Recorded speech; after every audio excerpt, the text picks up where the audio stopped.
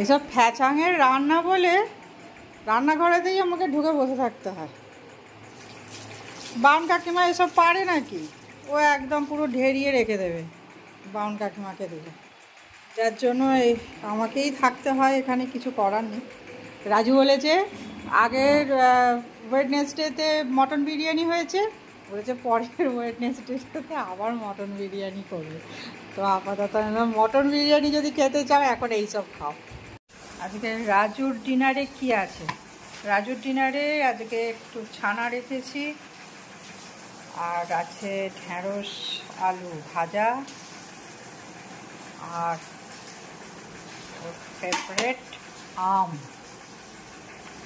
আম এখন যে রুটিটাও ভীষণ পছন্দ করে, তাই আর কোনো সবজি না করে শীতে ঢেঁড়স আলু ভাজা, আর এদিকে ছানা।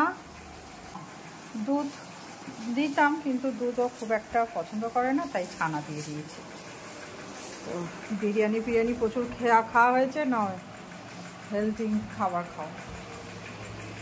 এইদিকে গুড্ডুর আছে চিকেন স্যালাড, আমার আছে ডালিয়া, পনির দিয়ে সবজি দিয়ে ডালিয়া আছে, আর ওদের তো ভাত টাত সবই আছে, এগুলো আর দেখাচ্ছি না। আর রিবুও খাবে চিকেন স্যালাড আর রুটি, ঢেঁড়স ভাজা, আর 1 গ্লাস দুধ, আর আমার এটা। চলো, এখানে আছে 1 গ্লাস দুধ। রিবুর খাওয়া হয়ে গেছে। পনির,